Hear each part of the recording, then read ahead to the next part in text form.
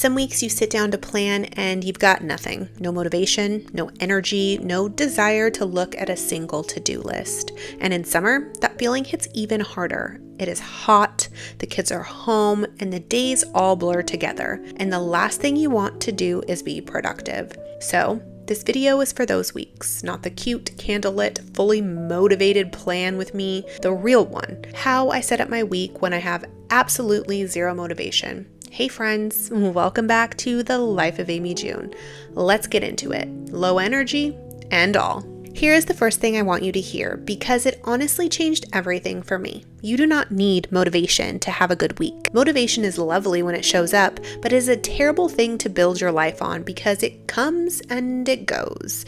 And there is research on this. Wendy Wood, a researcher who studies habits, found that about 43% of what we do every single day is a habit, not an active decision. Almost half of your day is already running on autopilot, which means motivation was never carrying the load you thought it was. Your systems and your habits were. So, on a zero motivation week, we are not going to sit here and try to force the motivation back. We are just going to lean harder on the system and lower the bar until even unmotivated you can step right over it. Step 1, a 5-minute brain dump. And 5 minutes is the only rule. I grab my notebook, not my planner, and I just dump everything in my head. No sorting, no making it pretty. On a good week, I organize as I go. On a zero motivation week, I do not. I empty my brain onto the page and then I stop. That is it. Even that one small thing quiets the noise enough to keep going. Step 2, look at your calendar. I'm not planning anything yet. I'm literally just opening my Google Calendar that I share with my husband and son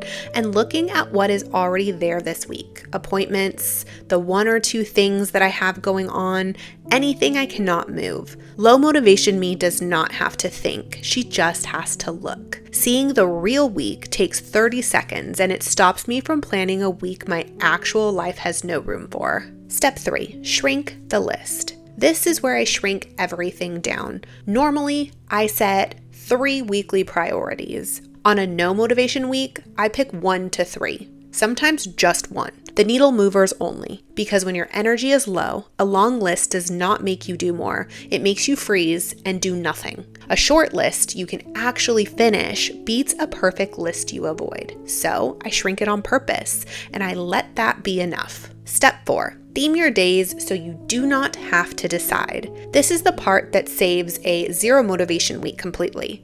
Instead of waking up and negotiating with myself about what to do, I decide it now while the planner is open. Loose themes, Monday this, Tuesday that, an AM focus and a PM focus, nothing rigid. And there's real science behind why this works. A big meta-analysis, Goldwitzer and Sharon, found that when you decide in advance exactly when and where something will happen, your follow-through goes up significantly. And I've mentioned this before. Even when you do not feel like it. That is the whole trick.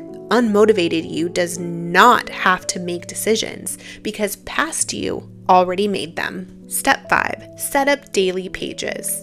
I keep them almost empty on purpose, and I do this generally every week anyways.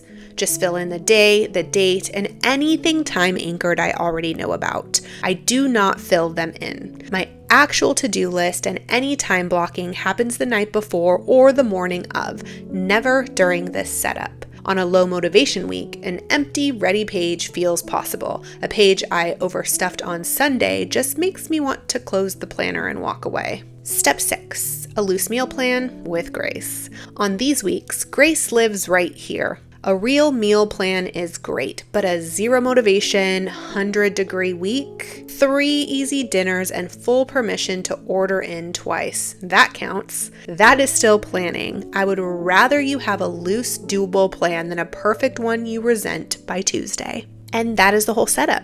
Notice what we did not do? We did not wait for motivation. We did not white knuckle it. We just made the bar so low that low energy, summer brain me could still step over it. Here is what I really want you to take from this. A week you set up at 20% effort is still infinitely better than a week you did not set up at all because you were waiting to feel ready. You are allowed to plan badly. You are allowed to have an off week. The system is supposed to hold you when your motivation does not show up, not the other way around. Perfection is not the goal. Consistency always is. Even messy, low energy, barely there consistency still counts. So tell me in the comments, what do you do on your 0 motivation weeks? Do you push through or do you lower the bar like I do? I really want to know because I think a lot of us are quietly having those weeks this summer. And if you're new here, hi, I'm Amy. I make content about planning, productivity, and running multiple businesses in real life, all to help you feel a little less stressed and a little less overwhelmed. If this helped you, subscribing means the world to me. Thank you again so much for being here, even on the low motivation days. And I will see you guys in the next one real soon. Bye.